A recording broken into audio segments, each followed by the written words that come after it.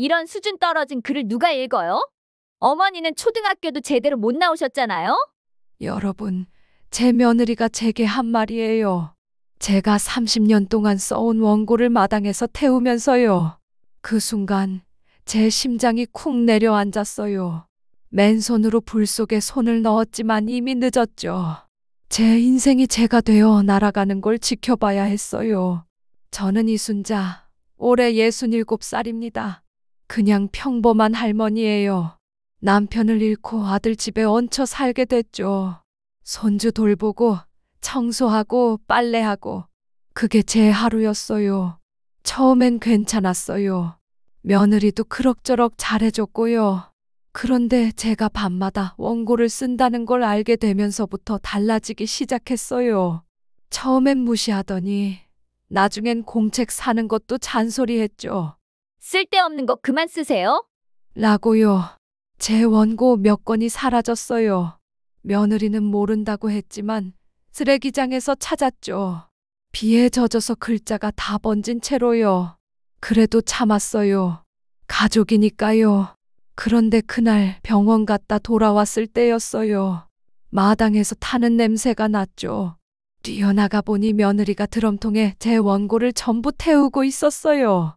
30년이요. 제 인생 30년이 불타고 있었어요. 제가 비명을 지르며 달려갔지만 며느리는 호스로 물을 뿌리며 말했어요. 그냥 쓰레기였어요? 제 손은 화상을 입었고 그날 밤 아들은 제게 말했어요. 엄마, 친척집에 며칠만 계실 수 있어? 저는 고시원으로 갔어요. 작은 가방 하나 들고요. 휴대폰 번호도 바꿨어요. 더 이상 연락받고 싶지 않았거든요. 제 속에서 건진 공책 조각들만 간신히 챙겼죠. 화상 입은 손을 치료하면서 생각했어요. 다시 쓸 거야. 기억이 있으니까. 하지만 그들은 몰랐어요. 제가 어떤 사람이 될지요. 그리고 자신들이 얼마나 큰 실수를 했는지도요. 2년 후 며느리는 필사적으로 저를 찾아다녔어요. 출판사 앞에서 복지관에서 어디든지요. 무릎까지 꿇었죠. 하지만 저는 그냥 걸어 나왔어요. 뒤돌아보지 않고요. 지금부터 처음부터 끝까지 들려드릴게요. 제 원고가 불타던 그날부터 제가 다시 일어서기까지의 모든 이야기를요. 끝까지 들으시면 속이 정말 뻥 뚫리실 거예요. 좋아요와 구독 부탁드려요. 그리고 댓글로 여러분의 이야기도 들려주세요. 여러분도 비슷한 경험 있으신가요? 자, 그럼 시작할게요. 이순자 할머니는 새벽 6시에 눈을 떴어요. 창문 틈으로 들어오는 햇살이 따스했죠. 작은 방이었지만 깨끗했어요. 벽에는 손주가 그려준 그림이 붙어 있었고 책상 위에는 낡은 공책 몇 권이 가지런히 쌓여 있었어요. 할머니는 조용히 이불을 개고 방문을 열었어요.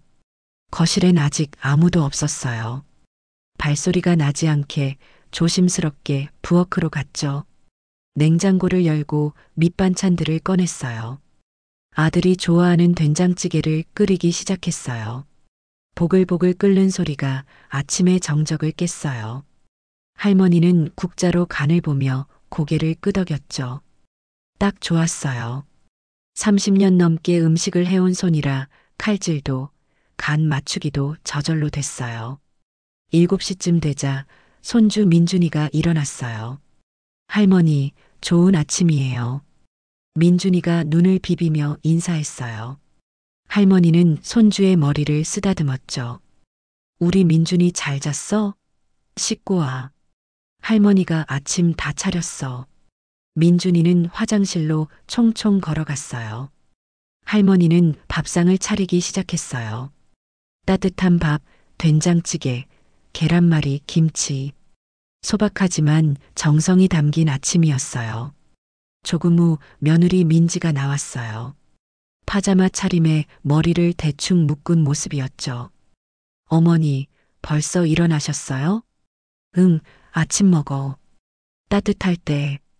할머니는 밥그릇을 며느리 앞에 놓았어요. 며느리는 고맙다는 말 없이 숟가락을 들었어요. 할머니는 그게 익숙했어요. 며느리는 원래 말이 많은 스타일이 아니었거든요. 아들 재석이는 8시쯤 일어났어요. 회사 가려면 서둘러야 했죠. 엄마 아침 고마워. 아들은 후루룩 국을 마시고 밥을 입에 넣었어요. 할머니는 아들 얼굴을 보며 흐뭇하게 웃었어요. 커서도 여전히 아들은 아들이었으니까요. 민준아, 학교 준비는 다 했어? 아빠 다 했어요. 할머니가 가방도 챙겨주셨어요. 할머니는 어젯밤 민준이 가방을 미리 챙겨뒀었어요. 공책, 필통, 교과서. 하나도 빠진 게 없는지 2번씩 확인했죠. 아침 식사가 끝나자 집안이 부산스러워졌어요. 아들은 넥타이를 매고 며느리는 화장을 했어요. 민준이는 교복을 입고 신발을 신었죠. 할머니는 현관까지 따라 나가 손주 옷깃을 매만져줬어요. 할머니, 다녀올게요. 그래, 조심히 가. 공부 열심히 하고. 민준이가 활짝 웃으며 학교로 향했어요. 할머니는 손주 뒷모습이 사라질 때까지 현관에 서 있었죠. 가을바람이 선선하게 불었어요. 집안이 조용해지자 할머니는 설거지를 시작했어요. 따뜻한 물에 손을 담그니 기분이 좋았어요. 거품을 내서 그릇을 하나하나 닦았죠. 창문 너머로 아침 햇살이 부엌을 환하게 비쳤어요. 설거지가 끝나자 청소를 했어요. 거실을 쓸고 걸레질을 하고 화장실을 닦았어요. 손주 방도 정리했죠. 책상 위에 어질러진 공책들을 가지런히 쌓고 이불을 개고 바닥에 떨어진 연필을 주웠어요. 할머니는 땀을 닦으며 거실 소파에 잠깐 앉았어요. 시계를 보니 11시였어요. 며느리는 방에서 재택근무 중이었고 집안은 다시 조용해졌죠. 할머니는 냉장고를 열어 점심 메뉴를 고민했어요. 오늘은 김치찌개를 끓이기로 했어요. 돼지고기를 꺼내서 썰고 김치를 듬뿍 넣었죠. 보글보글 끓는 소리가 다시 부엌을 채웠어요. 점심을 먹고 나서 할머니는 빨래를 걷었어요. 베란다에 널어둔 빨래들이 바람에 보송보송 말랐더군요. 빨래 냄새가 좋았어요. 햇빛 냄새였죠. 할머니는 빨래를 하나하나 개면서 생각했어요. 예전엔 남편이 입던 옷도 같이 빨았었는데 남편이 세상을 떠난 지 벌써 2년이 됐어요. 처음엔 혼자 살 수 있을 줄 알았어요. 작은 집이라도 있었고 국민연금도 나왔으니까요. 하지만 아들이 걱정했어요. 혼자 계시면 외로울 거라고 같이 살자고 했죠. 할머니는 거절하고 싶었지만 아들 얼굴을 보니 그럴 수가 없었어요. 결국 6개월 전에 이 집으로 이사를 왔죠. 작은 방 하나를 얻었어요. 할머니 물건은 많지 않았어요. 옷가지 몇 벌, 이불 한 채, 그리고 소중한 공책들. 오후 2시쯤 할머니는 방으로 돌아왔어요. 책상 앞에 앉아 공책 한 권을 펼쳤죠. 낡은 표지에는 17권이라고 적혀 있었어요. 할머니는 볼펜을 잡았어요. 손가락 관절이 조금 뻣뻣했지만 괜찮았어요. 할머니는 천천히 글을 쓰기 시작했어요.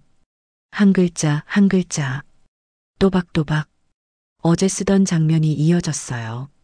한국 전쟁 때 피난 가던 이야기였죠. 할머니가 직접 겪은 일이었어요. 6살짜리 꼬마였을 때 엄마 손을 꼭 잡고 걸었던 그 길. 글을 쓰는 동안엔 시간 가는 줄 몰랐어요. 할머니는 그 시절로 돌아가 있었죠.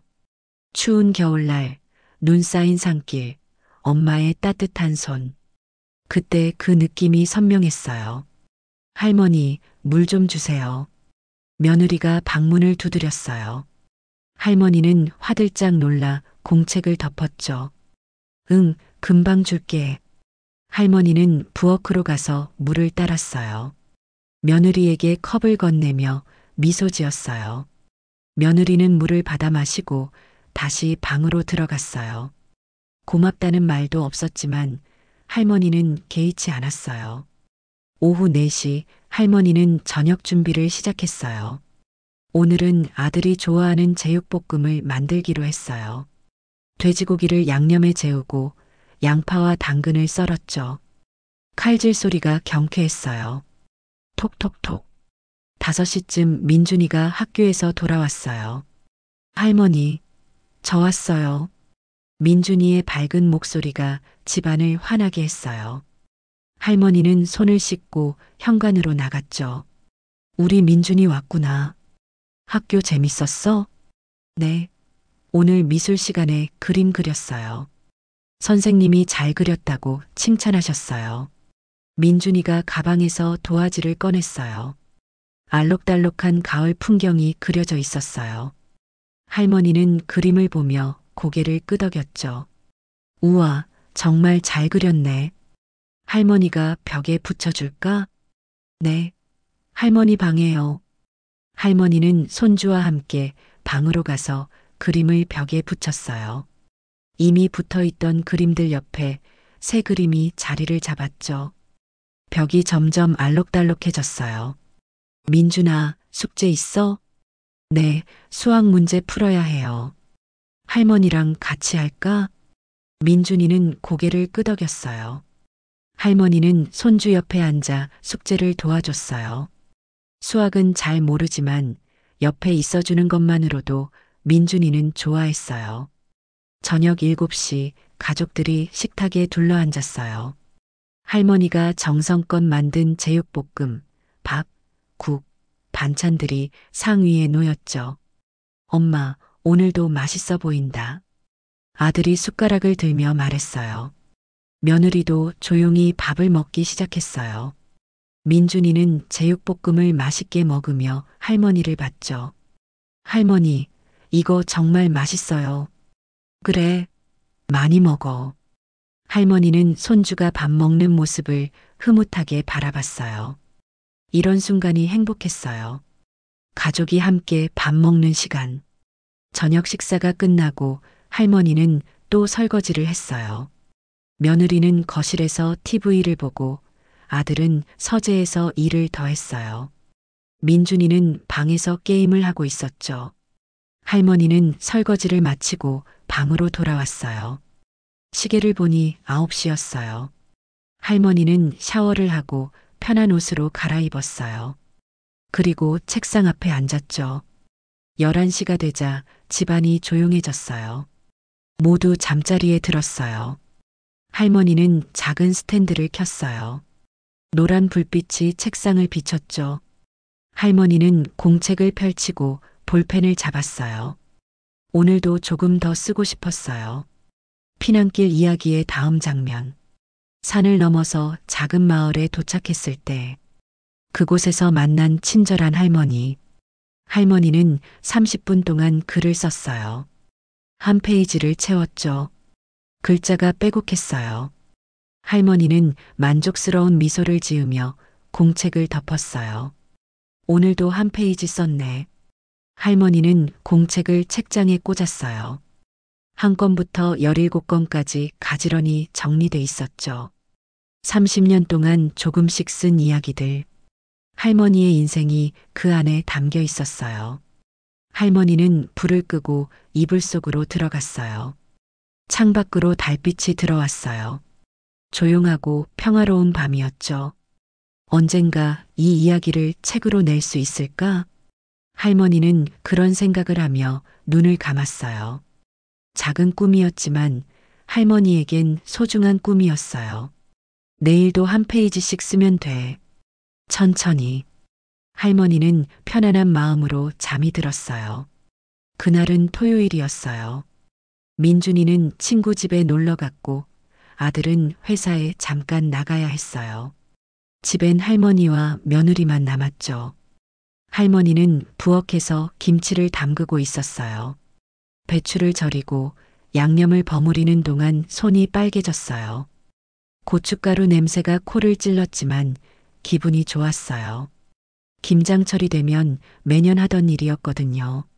어머니, 제가 방 청소 좀 해드릴게요. 며느리가 부엌으로 와서 말했어요. 할머니는 고개를 들었죠. 아니야, 괜찮아. 내가 할게. 아니에요. 먼지 쌓였을 것 같아서요. 제가 할게요. 며느리는 대답을 기다리지 않고 청소 도구를 들고 할머니 방으로 갔어요. 할머니는 잠깐 망설였지만 다시 김치 양념에 집중했어요. 며느리가 청소해 준다는데 뭐라고 할 수가 없었죠. 며느리는 할머니 방에 들어가서 청소기를 돌렸어요. 바닥을 쓸고 먼지를 닦았어요. 그러다 책상 위 공책들이 눈에 띄었죠. 낡은 공책들이 빼곡하게 쌓여 있었어요. 며느리는 궁금해서 공책 한 권을 집어들었어요. 표지에 12건이라고 적혀 있었어요. 펼쳐보니 빼곡한 손글씨가 가득했죠. 글씨체가 삐뚤삐뚤했지만 정성스러워 보였어요. 며느리는 몇 줄 읽어봤어요. 한국 전쟁 이야기였어요. 피난길에서 겪은 일들. 며느리는 고개를 갸우뚱했어요. 책장을 넘기다 뒷표지 안쪽에 적힌 메모를 발견했죠. 언젠가 책으로 내고 싶다. 내 이야기를 세상에 남기고 싶다. 며느리는 피식 웃음이 나왔어요. 그리고 공책을 다시 책상에 놓았어요. 청소를 마치고 나오면서 고개를 저었죠. 할머니는 김치 담그기를 끝내고 손을 씻고 있었어요. 며느리가 청소 도구를 정리하며 부엌으로 왔어요. 다 했어요, 어머니.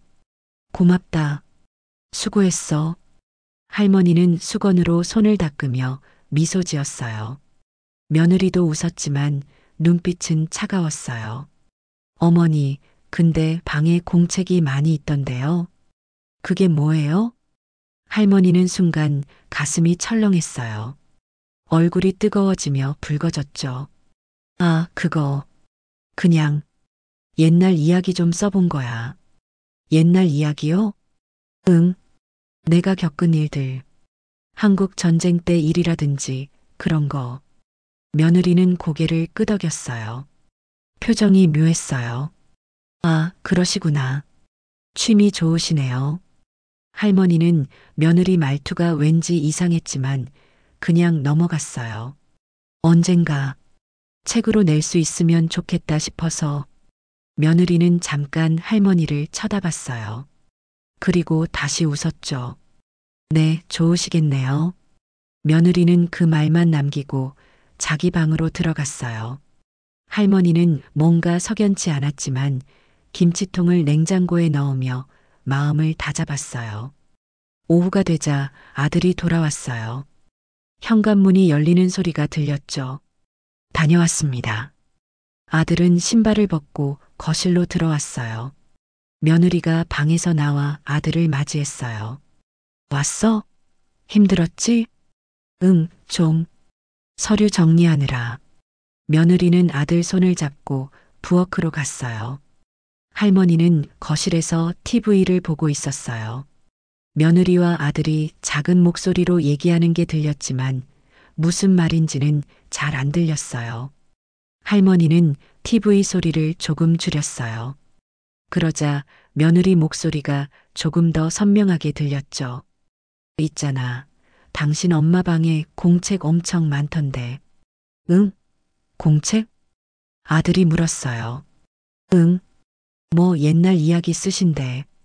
한국 전쟁 때 일이라나 뭐라나. 며느리 목소리에 웃음기가 섞여 있었어요. 아, 그래. 엄마가 그런 걸 쓰셨구나. 근데 있잖아. 책으로 낸다고 하시던데. 며느리가 피식 웃는 소리가 들렸어요. 할머니의 가슴이 쿵 내려앉았어요. 진짜? 엄마가? 아들도 웃는 것 같았어요. 응. 시어머니가 작가래. 웃기지 않아? 며느리 목소리가 더 커졌어요. 할머니는 숨을 죽였어요. 손에 땀이 송골송골 맺혔죠. 뭐, 취미로 쓰시는 건 좋지. 아들이 말했어요. 며느리가 다시 말했죠. 근데 솔직히 초등학교도 겨우 나오신 분이 무슨 책을. 며느리 목소리가 점점 작아졌어요. 하지만 할머니는 다 들었어요. 귀에서 웅웅거리는 소리가 났어요. 그래도 그렇게 말하지 마. 엄마가 들으시면 섭섭해 하실 거야. 알았어. 근데 진짜 누가 있겠어?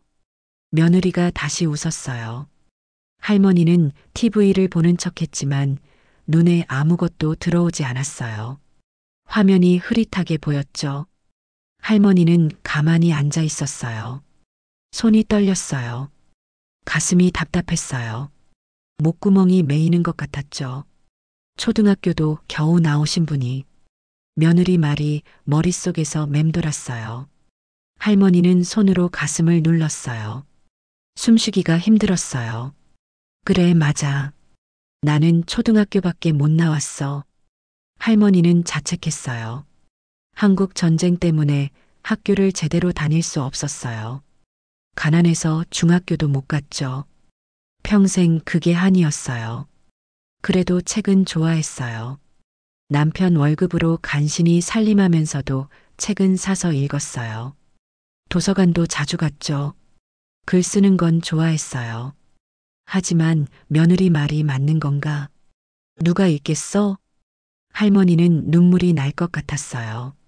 꾹 참았지만 눈시울이 뜨거워졌어요. 저녁 시간이 됐어요. 할머니는 평소처럼 밥상을 차렸어요. 손이 떨렸지만 티내지 않으려고 했어요. 엄마, 오늘 김치 담그셨어요? 아들이 물었어요. 할머니는 고개를 끄덕였죠. 응, 조금 담갔어. 우와, 고생 많으셨어요. 아들은 밥을 먹으며 할머니를 봤어요. 하지만 할머니는 아들 눈을 마주치지 못했어요. 며느리는 조용히 밥을 먹고 있었어요. 식사가 끝나고 할머니는 설거지를 했어요. 물소리가 귓가에서 쨍쨍 울렸어요. 손이 물에 젖어 쭈글쭈글해졌죠. 할머니는 설거지를 마치고 방으로 들어갔어요. 문을 닫고 책상 앞에 앉았어요. 공책들이 그대로 쌓여 있었어요. 할머니는 공책 한 권을 집어들었어요. 17권. 오늘 아침에 쓰던 거였어요. 펼쳐서 글을 읽어봤어요. 빼곡한 글씨들. 삐뚤삐뚤하지만 정성스러운 글씨들. 이게 쓸모없는 걸까? 할머니는 공책을 꼭 안았어요. 가슴이 먹먹했어요. 그날 밤 할머니는 잠을 설쳤어요. 침대에 누웠지만 며느리 말이 자꾸 떠올랐어요. 시어머니가 작가래. 웃기지 않아? 초등학교도 겨우 나오신 분이. 누가 읽겠어? 할머니는 이불을 뒤집어 썼어요. 눈물이 주르륵 흘러내렸어요. 소리 내지 않으려고 입술을 깨물었죠. 창밖으로 달빛이 들어왔어요. 조용한 밤이었어요. 하지만 할머니 가슴속엔 폭풍이 휘몰아치고 있었어요. 할머니는 새벽 2시까지 잠들지 못했어요. 천장을 멍하니 바라보다 겨우 눈을 감았죠. 꿈속에서도 며느리 목소리가 들렸어요. 웃기지 않아? 할머니는 꿈속에서도 울었어요. 다음 날 아침 할머니는 어제보다 일찍 일어났어요. 눈이 퉁퉁 부어 있었지만 찬물로 씻으며 진정했어요. 거울을 보니 할머니 얼굴이 초췌해 보였어요. 주름이 더 깊어진 것 같았죠. 할머니는 심호흡을 했어요. 괜찮아. 그냥 취미야. 취미로 쓰는 거야. 할머니는 스스로를 다독였어요. 하지만 가슴 한구석이 텅 빈 것 같았어요. 부엌으로 가서 아침을 준비했어요. 계란을 깨고 국을 끓이고 밥을 지었어요. 손은 움직였지만 마음은 무거웠어요. 민준이가 일어났어요. 할머니, 좋은 아침이에요. 민준이의 밝은 목소리가 할머니 마음을 조금 녹였어요. 할머니는 억지로 웃으며 손주를 맞이했죠. 우리 민준이 잘 잤어? 네. 할머니는요? 할머니도 잘 잤어. 할머니는 거짓말을 했어요. 민준이에게 걱정 끼치고 싶지 않았거든요. 아침 식사가 끝나고 가족들이 각자 일과를 시작했어요. 할머니는 평소처럼 청소를 하고 빨래를 했어요. 하지만 마음 한구석에는 며느리 말이 계속 남아 있었어요. 웃기지 않아? 할머니는 걸레질을 하다 멈췄어요. 손이 떨렸어요.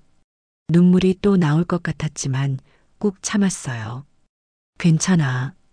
그냥 내가 좋아서 쓰는 거야. 할머니는 다시 걸레질을 시작했어요. 하지만 가슴은 여전히 무거웠어요. 그날 저녁 할머니는 공책을 펼치지 않았어요. 책상 앞에 앉았지만 볼펜을 잡을 수가 없었어요. 누가 읽겠어? 며느리 말이 또 떠올랐어요. 할머니는 공책을 그냥 덮었어요. 오늘은 쉬자. 할머니는 일찍 잠자리에 들었어요. 하지만 또 잠이 오지 않았어요. 며칠이 지났어요. 할머니는 여전히 집안일을 했지만 예전 같지 않았어요. 청소를 하면서도 며느리 말이 떠올랐고 설거지를 하면서도 가슴이 답답했죠. 그래도 할머니는 글쓰기를 멈출 수 없었어요.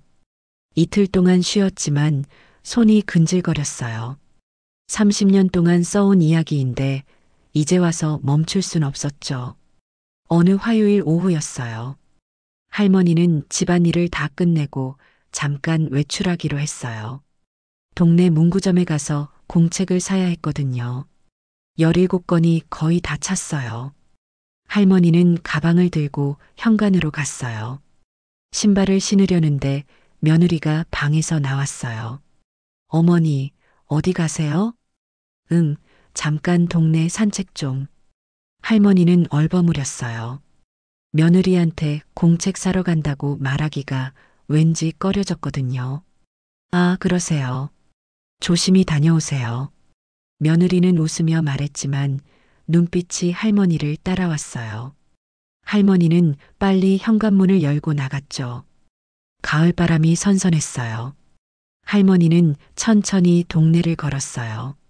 단풍잎이 바닥에 떨어져 있었고 하늘은 맑았어요. 문구점에 도착했어요. 작은 가게였지만 물건이 가득했어요. 할머니는 공책 코너로 갔죠. 익숙한 공책들이 줄지어 있었어요. 할머니는 평소에 쓰던 공책을 집어들었어요. 300페이지짜리 두꺼운 공책이었어요. 가격표를 보니 3,500원이었죠. 할머니는 지갑을 열었어요. 안에 10,000원짜리 한 장과 1,000원짜리 몇 장이 있었어요. 국민연금에서 생활비로 쓰고 남은 돈이었어요. 할머니는 공책 2권을 집어들었어요. 계산대로 가서 돈을 냈어요. 7,000원. 가게 주인이 봉투에 넣어줬죠. 감사합니다. 할머니는 봉투를 가방에 넣고 가게를 나왔어요. 발걸음이 가벼웠어요. 새 공책이 생겼으니 오늘 밤부터 또 쓸 수 있겠죠. 집으로 돌아가는 길이었어요. 할머니는 골목을 걷고 있었는데 누군가 뒤에서 불렀어요. 어머니. 할머니는 깜짝 놀라 돌아봤어요. 며느리였어요. 며느리가 카페 앞에 서 있었죠. 친구와 커피를 마시고 있었나 봐요. 민지야, 여기서 뭐해? 아, 친구 만났어요. 어머니는 산책 다녀오시는 거예요? 응, 응. 할머니는 가방을 꼭 잡았어요. 며느리가 가까이 왔어요. 그리고 할머니 가방을 힐끗 봤죠. 어머니, 가방에 뭐 사셨어요? 아, 아무것도. 할머니는 당황했어요. 손에 땀이 났어요. 며느리는 웃으며 말했죠. 뭐 사신 거 있으면 보여주세요. 궁금한데. 아니야, 그냥. 며느리는 할머니 가방을 쓱 들여다봤어요. 문구점 봉투가 보였어요. 며느리 표정이 변했죠. 문구점이요? 뭐 사셨어요? 할머니는 입술을 깨물었어요. 대답할 수가 없었어요. 며느리는 봉투를 꺼냈어요. 안에 공책 2권이 들어 있었죠. 공책이네요. 며느리 목소리가 차갑게 식었어요. 할머니는 고개를 숙였어요. 응, 그냥 필요해서. 며느리는 공책을 다시 가방에 넣으며 한숨을 쉬었어요. 어머니, 집에 가서 얘기해요. 며느리는 친구한테 손 흔들고 할머니와 함께 집으로 걸어갔어요. 두 사람 사이에 침묵이 흘렀어요. 할머니 가슴이 두근두근 뛰었죠. 집에 도착했어요.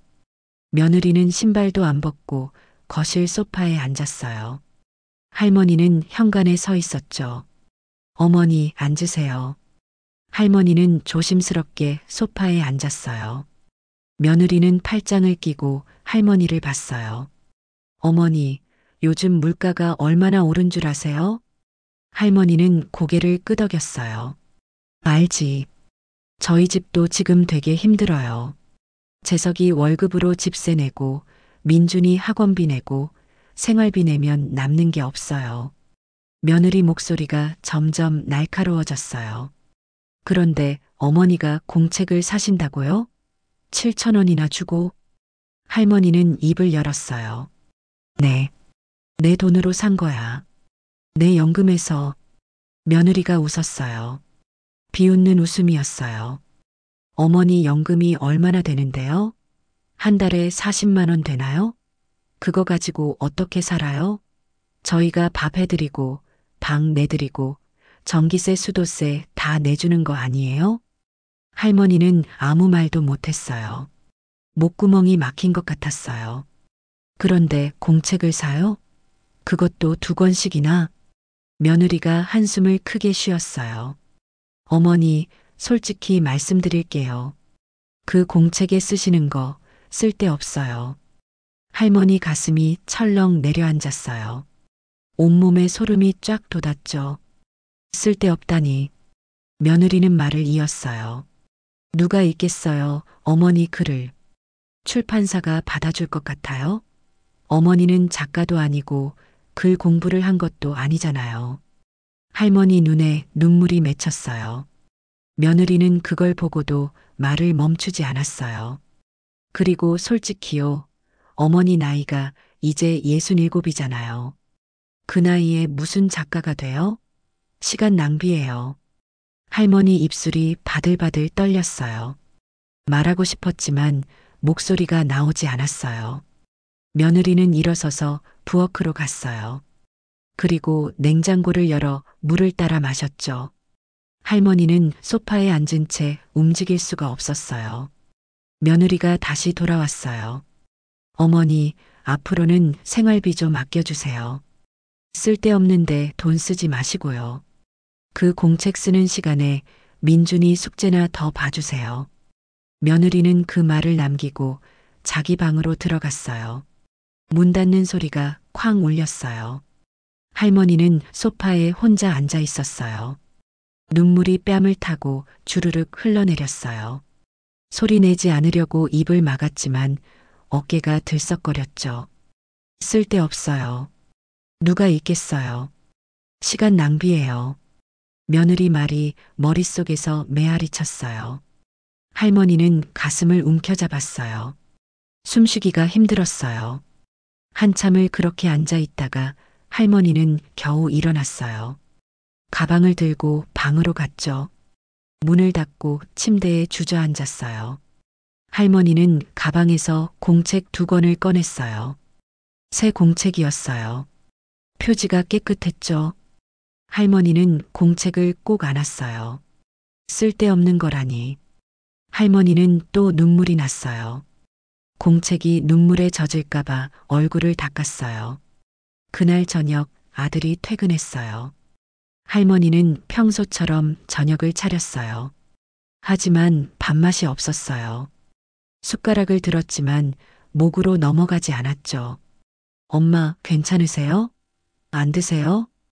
아들이 걱정스럽게 물었어요. 할머니는 억지로 웃었어요. 아니야, 괜찮아. 그냥 입맛이 없어서. 며느리는 조용히 밥을 먹고 있었어요. 할머니를 보지 않았죠. 식사가 끝나고 할머니는 설거지를 했어요. 물소리가 시끄러웠어요. 할머니는 그릇을 닦으면서 또 눈물이 났어요. 눈물이 설거지물에 섞였죠. 설거지를 마치고 방으로 돌아왔어요. 할머니는 책상 앞에 앉았어요. 공책들이 쌓여 있었어요. 한 건부터 17건까지. 할머니는 17건을 펼쳤어요. 어제까지 쓰던 부분이었어요. 피난길 이야기. 산을 넘어 작은 마을에 도착한 장면. 할머니는 볼펜을 잡았어요. 손이 떨렸어요. 쓸데없는 거라고 했지. 며느리 말이 또 떠올랐어요. 할머니는 볼펜을 내려놓았어요. 그래, 쓸데없는 걸지도 몰라. 할머니는 공책을 덮었어요. 하지만 가슴이 너무 아팠어요. 며칠이 지났어요. 할머니는 글을 쓰지 않았어요. 밤마다 책상 앞에 앉았지만 볼펜을 잡을 수가 없었어요. 누가 읽겠어? 시간 낭비야. 머릿속이 복잡했어요. 할머니는 창밖을 멍하니 바라봤어요. 가로등 불빛이 흔들렸어요. 일주일이 지났어요. 할머니는 점점 말이 없어졌어요. 민준이가 학교에서 돌아와도 예전처럼 환하게 웃지 못했어요. 할머니, 오늘 학교에서 칭찬받았어요. 민준이가 말했어요. 할머니는 억지로 웃었죠. 그래, 잘했어. 하지만 목소리에 힘이 없었어요. 민준이는 할머니를 걱정스럽게 봤어요. 할머니, 어디 아파요? 아니야, 괜찮아. 할머니는 괜찮아. 할머니는 손주 머리를 쓰다듬었어요. 하지만 가슴속은 텅 빈 것 같았어요. 어느 날 밤이었어요. 할머니는 잠들지 못하고 책상 앞에 앉아 있었어요. 공책을 바라봤죠. 30년이야. 30년 동안 썼는데 할머니는 한 권을 꺼냈어요. 표지가 많이 낡았어요. 펼쳐보니 젊었을 때 글씨가 나왔어요. 지금보다 글씨가 또박또박했죠. 할머니는 몇 페이지를 읽었어요. 한국 전쟁 때 피난 가던 이야기. 엄마 손을 잡고 걸었던 그 추운 겨울. 눈 쌓인 산길. 할머니는 그때가 생생했어요. 배고픔, 추위, 두려움. 하지만 살아남았어요. 그리고 이렇게 글로 남겼죠. 이게 정말 쓸데없는 걸까? 할머니는 공책을 꼭 안았어요. 가슴이 뛰었어요. 아니야. 이건 내 인생이야. 내 이야기야. 할머니는 결심했어요. 다시 쓰기로. 며느리가 뭐라고 하든 누가 안 읽는다고 하든 할머니는 쓰고 싶었어요. 이건 할머니 인생이니까요. 할머니는 18권을 펼쳤어요. 새 공책이었어요. 첫 페이지가 하였죠. 볼펜을 잡았어요. 손이 떨렸지만 글씨를 쓰기 시작했어요.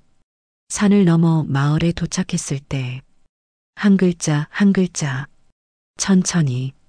할머니는 그날 밤 1시간 동안 글을 썼어요. 한 페이지를 채웠죠. 글을 쓰는 동안엔 며느리 말이 들리지 않았어요. 머릿속엔 오직 그때 그 장면만 펼쳐졌죠. 할머니는 공책을 덮으며 한숨을 쉬었어요. 내가 좋아서 쓰는 거야. 그걸로 됐어. 할머니는 불을 끄고 잠자리에 들었어요. 하지만 가슴 한구석엔 여전히 아픔이 남아 있었어요. 며느리 말이 완전히 지워지진 않았거든요. 할머니는 다시 글을 쓰기 시작했지만 예전 같지 않았어요. 며느리 눈치를 보게 됐거든요. 공책을 펼칠 때마다 가슴이 두근거렸어요. 혹시 며느리가 또 뭐라고 할까 봐요. 할머니는 더 조심스러워졌어요. 밤 11시 모두가 잠든 후에만 글을 썼어요. 작은 스탠드만 켜고 소리나지 않게 조심하면서요. 어느 목요일 밤이었어요. 할머니는 평소처럼 11시에 책상 앞에 앉았어요. 18권을 펼쳤죠. 오늘은 피난길에서 만난 할머니 이야기를 쓸 차례였어요. 할머니는 볼펜을 잡고 글을 쓰기 시작했어요. 한 줄, 두 줄. 글씨가 공책 위에 새겨졌죠. 그런데 11시 30분쯤 됐을 때였어요. 방문이 똑똑 소리 났어요. 할머니는 화들짝 놀라 공책을 덮었어요. 가슴이 쿵쿵 뛰었죠. 어머니, 며느리 목소리였어요. 할머니는 급히 스탠드를 끄고 일어났어요. 문을 열었죠. 응, 왜? 며느리가 문 앞에 서 있었어요. 파자마 차림이었지만 졸린 기색은 없었어요. 어머니, 아직 안 주무세요? 응, 막 자려고. 며느리는 할머니 방안을 힐끗 봤어요. 책상 위에 공책이 놓여 있는 게 보였죠. 뭐 하고 계셨어요? 아니야, 아무것도. 할머니는 당황해서 말을 더듬었어요. 며느리는 작게 한숨을 쉬었어요. 어머니, 너무 늦게까지 안 주무시면 건강에 안 좋아요. 이제 주무세요. 응, 알았어. 며느리는 돌아서서 자기 방으로 갔어요. 할머니는 문을 닫았지만 가슴이 계속 두근거렸어요. 할머니는 다시 책상 앞에 앉으려다 멈췄어요. 며느리가 또 올까봐 무서웠거든요. 결국 그날은 그냥 잠자리에 들었어요. 다음 날 밤도 마찬가지였어요. 할머니가 11시에 글을 쓰려고 하는데 며느리가 또 문을 두드렸어요. 어머니, 설거지 안 하셨어요? 할머니는 깜짝 놀랐어요. 응? 했는데 부엌 가보니 컵 몇 개 남아있던데요. 제가 물 마시려고 했더니 아, 미안해. 내가 깜빡했나 봐. 할머니는 급히 부엌으로 갔어요. 개수대에 컵 3개가 놓여 있었어요. 할머니는 분명히 설거지를 다 했다고 생각했는데요. 할머니는 컵을 닦았어요. 물소리가 조용한 집안에 울려 퍼졌죠.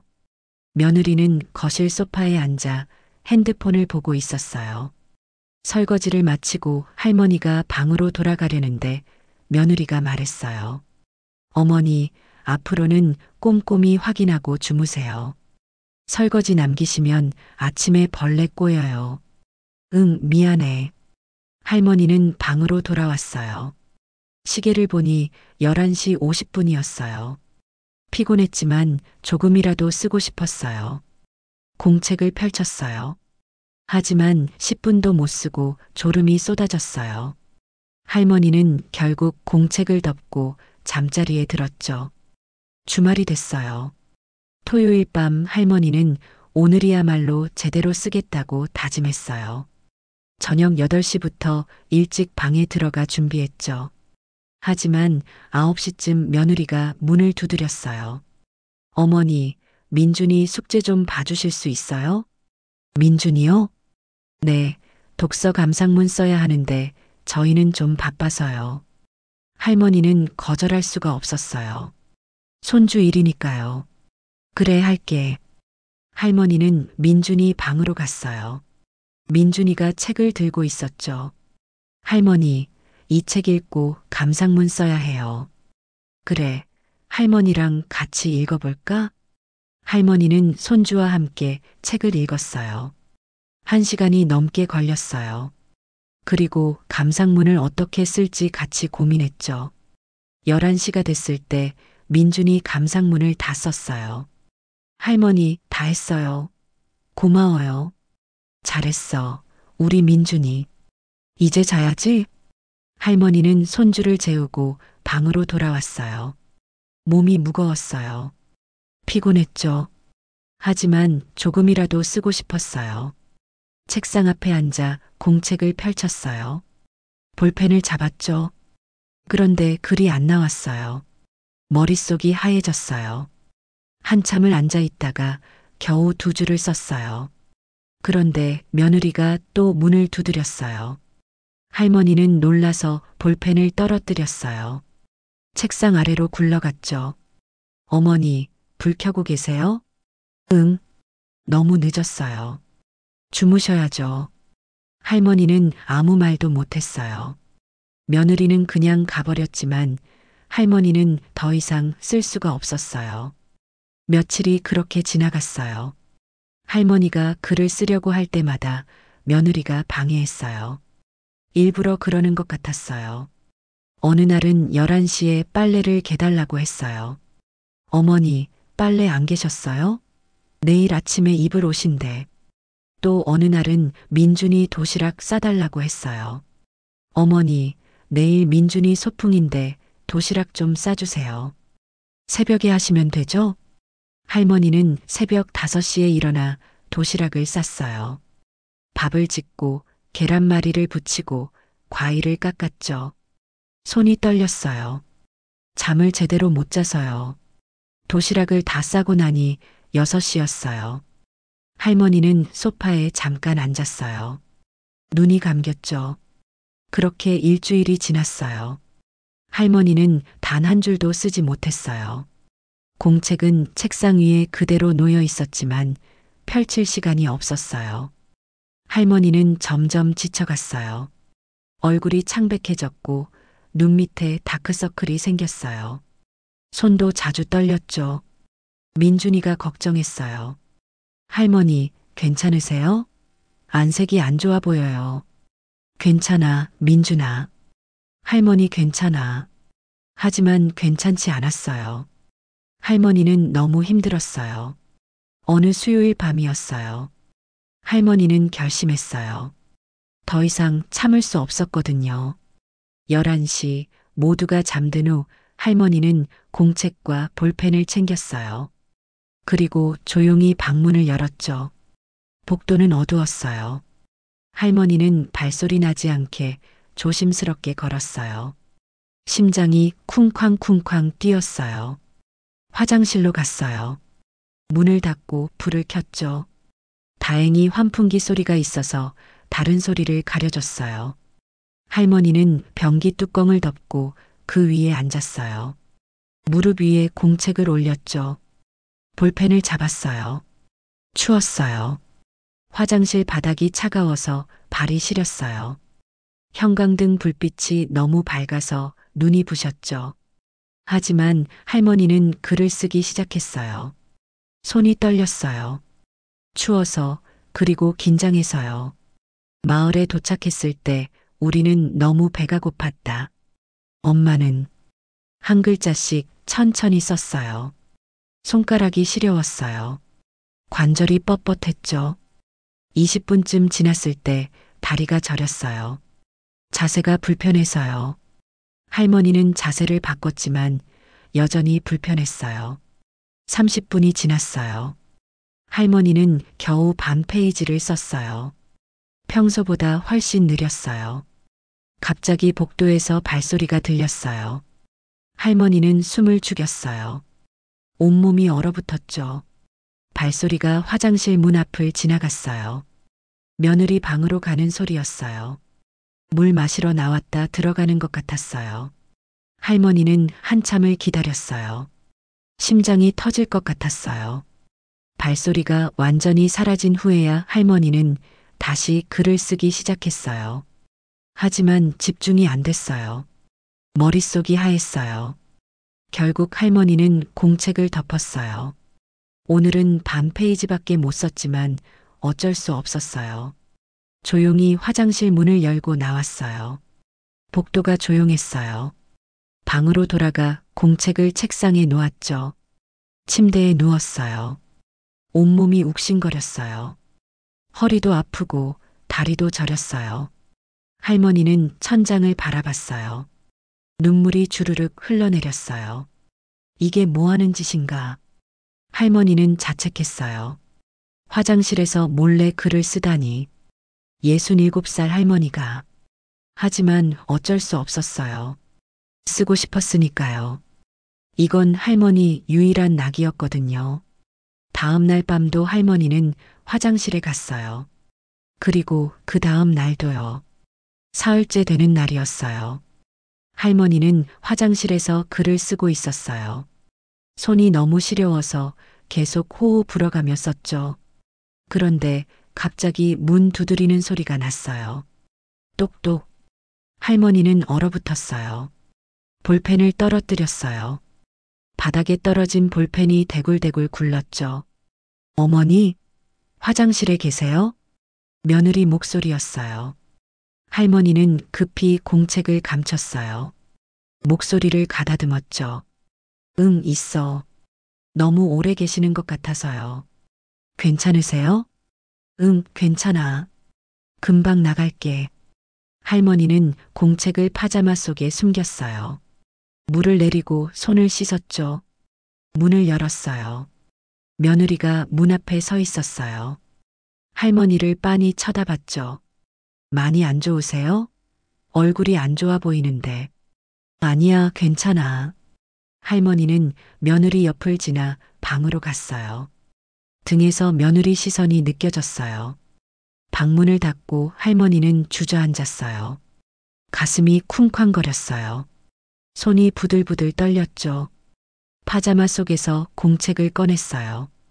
표지가 구겨져 있었어요. 할머니는 공책을 펴서 책상에 놓았어요. 그리고 침대에 누웠어요. 눈물이 또 나왔어요. 언제까지 이렇게 숨어서 써야 하는 거지? 할머니는 이불을 뒤집어 썼어요. 몸이 떨렸어요. 화장실 바닥의 차가움이 아직도 발에 남아 있었어요. 할머니는 발을 비볐지만 온기가 돌아오지 않았어요. 그날 밤 할머니는 악몽을 꿨어요. 꿈속에서 며느리가 할머니 공책을 전부 빼앗아 갔어요. 할머니가 쫓아갔지만 다리가 움직이지 않았죠. 할머니는 비명을 지르며 깼어요. 온몸이 땀으로 젖어 있었어요. 창밖이 어두웠어요. 새벽 4시였어요. 할머니는 다시 잠들 수 없었어요. 책상 앞에 앉아 공책을 바라봤어요. 빼곡한 글씨들. 할머니의 삶이 담긴 글씨들. 계속 쓸 수 있을까? 할머니는 불안했어요. 하지만 포기할 순 없었어요. 할머니는 볼펜을 잡았어요. 새벽 어둠 속에서 작은 스탠드만 켜고 글을 썼어요. 적어도 지금은 아무도 방해하지 않았으니까요. 할머니는 새벽에 글을 쓰는 게 습관이 됐어요. 4시에 일어나서 1시간 정도 쓰고 다시 잠들었다가 6시에 일어나 아침을 준비했죠. 몸은 힘들었지만 그래도 쓸 수 있어서 다행이었어요. 며느리 눈치를 안 봐도 되니까요. 어느 화요일 아침이었어요. 할머니는 평소처럼 6시에 일어났어요. 부엌으로 가서 아침 준비를 시작했죠. 9시쯤 아들과 민준이가 집을 나갔어요. 며느리는 재택근무라 방에 있었어요. 할머니는 청소를 시작했죠. 거실을 쓸고 화장실을 닦고 민준이 방을 정리했어요. 마지막으로 할머니 자기 방을 청소하려고 들어갔어요. 그런데 뭔가 이상했어요. 책상이 공책들이 어지러워 보였어요. 할머니는 항상 공책을 가지런히 정리해뒀거든요. 할머니는 가까이 다가갔어요. 공책들을 하나씩 확인했죠. 1권, 2권, 3권, 4권. 숫자를 세다가 멈췄어요. 11권이 없었어요. 12권 다음이 바로 14권이었어요. 할머니는 다시 세어봤어요. 천천히 하나하나. 그런데 이번엔 6권도 없었어요. 그리고 15권도요. 3권이 사라졌어요. 할머니 가슴이 철렁 내려앉았어요. 손이 떨렸어요. 할머니는 책상 서랍을 열어봤어요. 없었어요. 침대 밑도 뒤졌죠. 옷장 안도 찾아봤어요. 없었어요. 어디에도 없었어요. 할머니는 거실로 나갔어요. 소파 쿠션 사이, TV 장 뒤, 신발장 안. 집안 구석구석을 뒤졌어요. 며느리가 방에서 나왔어요.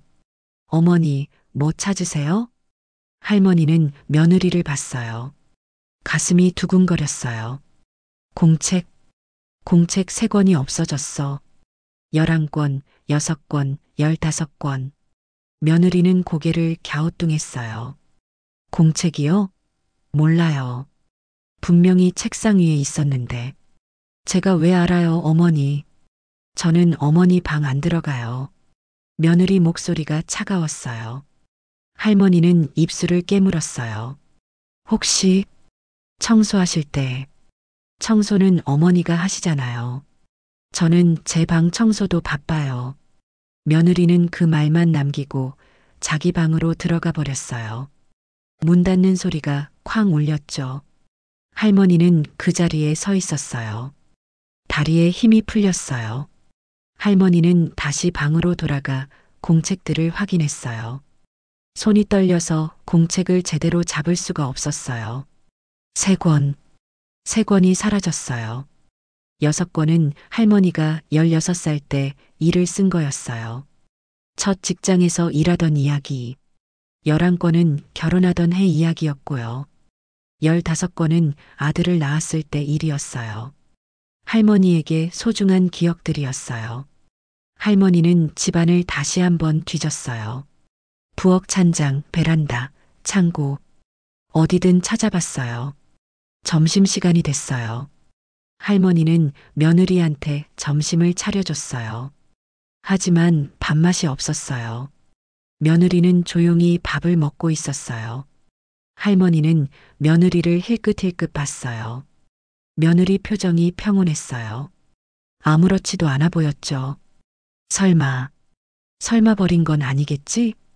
할머니는 고개를 저었어요. 아니야, 그럴 리 없어. 며느리가 아무리 그래도 그렇지. 하지만 마음 한구석이 불안했어요. 오후가 됐어요.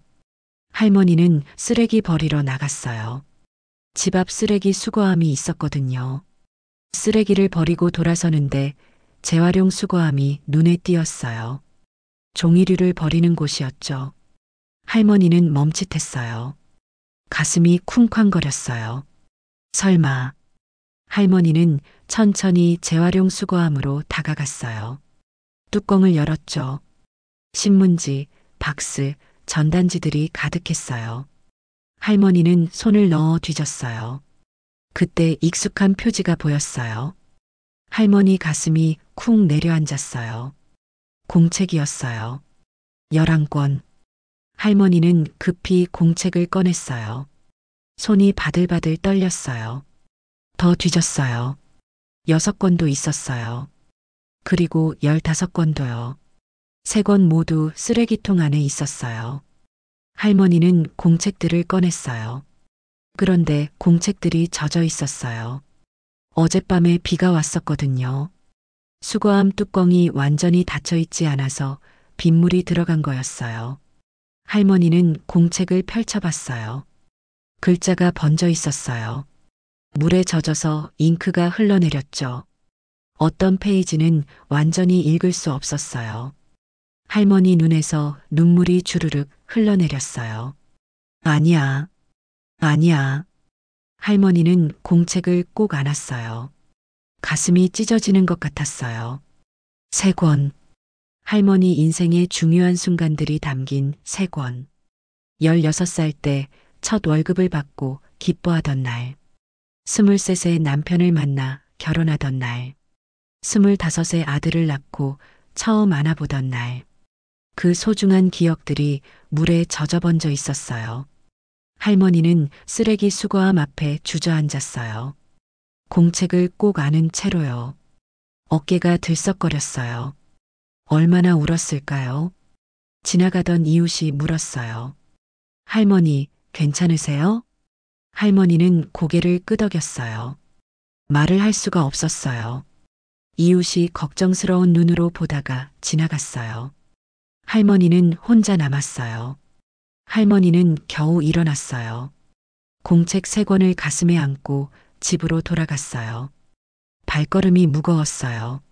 집에 들어와 방으로 갔어요. 문을 닫고 책상 앞에 앉았죠. 공책들을 책상 위에 펼쳤어요. 한 페이지씩 넘기며 봤어요.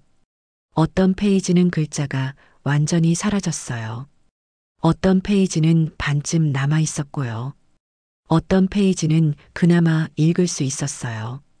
할머니는 읽을 수 있는 부분이라도 살리고 싶었어요. 휴지로 조심스럽게 물기를 닦았어요. 그리고 한 장 한 장 말리기 시작했죠. 책상 위, 침대 위, 바닥에 공책 페이지들을 펼쳐 놓았어요. 방 안이 온통 종이로 가득 찼어요. 할머니는 그 한가운데 앉아 있었어요. 눈물이 계속 흘러내렸어요. 누가 버린 걸까? 할머니는 알고 있었어요. 며느리라는 걸. 하지만 인정하고 싶지 않았어요. 저녁이 됐어요. 할머니는 빨간 눈으로 부엌에 나가 저녁을 준비했어요. 아들이 퇴근했어요. 민준이도 학원에서 돌아왔고요. 식탁에 둘러앉았어요.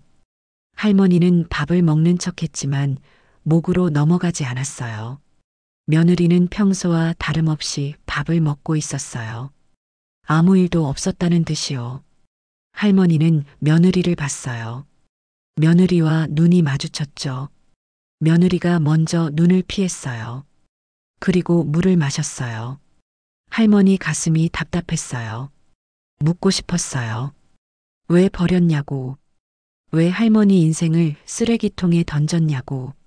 하지만 말이 나오지 않았어요. 목구멍이 막힌 것 같았어요. 식사가 끝났어요. 할머니는 설거지를 했어요. 물소리가 귓가에서 시끄럽게 울렸어요. 설거지를 마치고 방으로 돌아왔어요. 바닥에 펼쳐진 공책 페이지들이 보였어요. 할머니는 한 장 한 장 들어봤어요. 어느 정도 말랐지만 여전히 글자가 번진 상태였어요. 할머니는 새 공책을 꺼냈어요. 기억나는 부분이라도 다시 쓰기로 했어요. 볼펜을 잡았어요. 하지만 손이 떨려서 글씨를 쓸 수가 없었어요. 한참을 그렇게 앉아 있다가 겨우 한 줄을 썼어요. 16살 겨울, 나는 첫 직장에 들어갔다. 그게 전부였어요. 더 이상 쓸 수가 없었어요. 할머니는 볼펜을 내려놓고 침대에 누웠어요. 천장을 멍하니 바라봤어요. 왜 이러는 걸까? 며느리는 왜 나한테 이러는 걸까? 할머니는 이해할 수가 없었어요. 밤 11시쯤 됐어요. 복도에서 소리가 들렸어요. 며느리와 민준이 대화하는 소리였어요. 할머니는 귀를 기울였어요. 민준이 목소리가 들렸어요. 엄마, 할머니 왜 우셨어? 며느리가 대답했어요. 모르겠어. 할머니 요즘 좀 이상하셔. 이상해요? 응. 낡은 공책 붙들고 우시고 그러시더라. 며느리 목소리가 차갑게 들렸어요. 민준이가 걱정스럽게 물었어요. 할머니 괜찮으신 거 맞죠? 괜찮으실 거야. 나이 드시면 그럴 수 있어. 너무 신경 쓰지 마. 며느리는 민준이를 방으로 데려갔어요. 복도가 다시 조용해졌어요.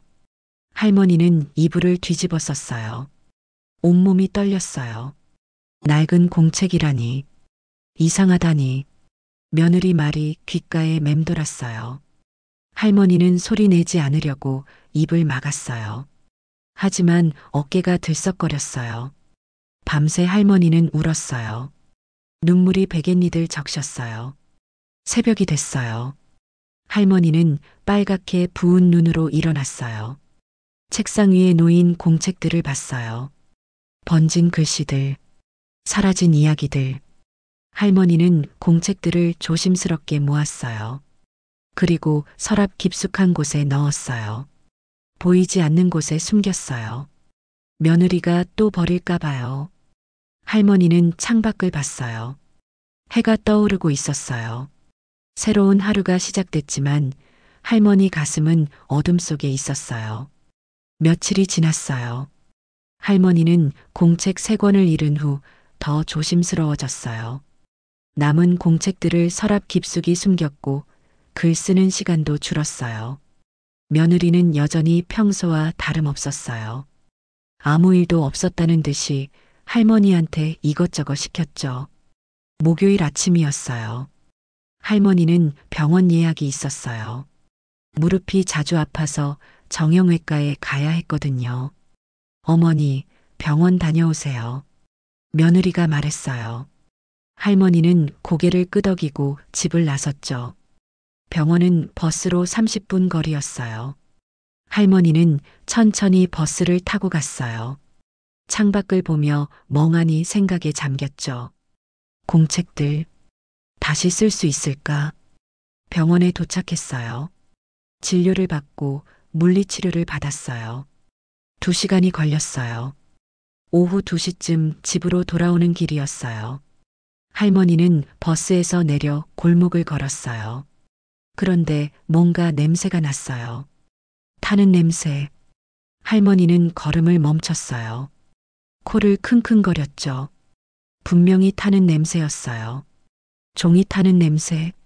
할머니는 불안한 마음으로 빨리 걸었어요. 집이 가까워질수록 냄새가 진해졌어요. 대문을 열고 들어갔어요. 마당에서 연기가 피어오르고 있었어요.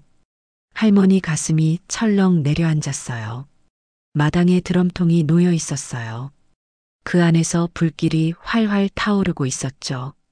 며느리가 드럼통 옆에 서 있었어요.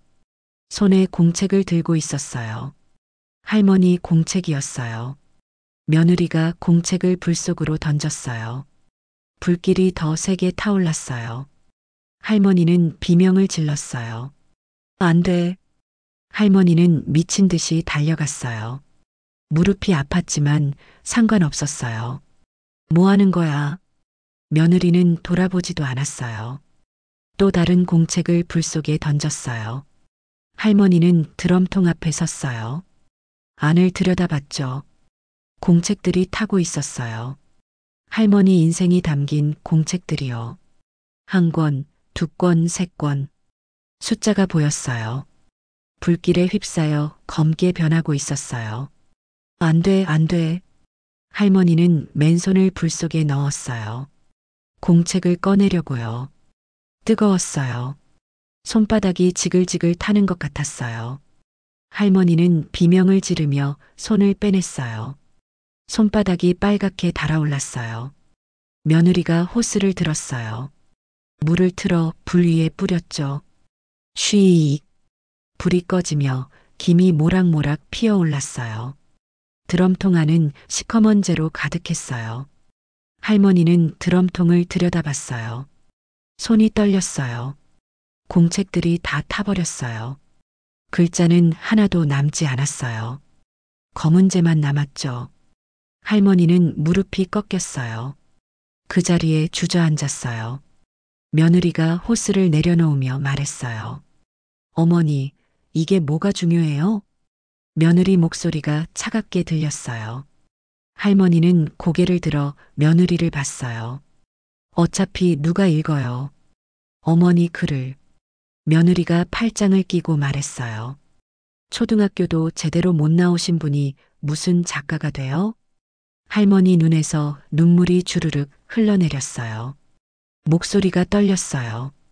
그래도 이건 며느리가 한숨을 쉬었어요. 그냥 쓰레기였어요, 어머니. 마당 정리하려면 이런 거 다 치워야죠. 할머니 온몸이 얼어붙었어요. 쓰레기라니. 30년. 30년 동안 써온 이야기를요. 할머니는 드럼통 안을 다시 봤어요. 쟤를 손으로 떠냈어요. 뜨거웠지만 상관없었어요. 손가락 사이로 제가 바스락 흘러내렸어요. 아무것도 남지 않았어요. 할머니는 울부짖었어요. 내 인생이었어. 내 인생. 며느리는 뒤도 돌아보지 않고 집 안으로 들어갔어요. 할머니는 마당에 혼자 남았어요. 드럼통 앞에 주저앉아 재를 쥐고 있었어요. 손바닥이 따끔거렸어요. 화상을 입었지만 느껴지지 않았어요. 마음이 더 아팠으니까요. 얼마나 그렇게 있었을까요?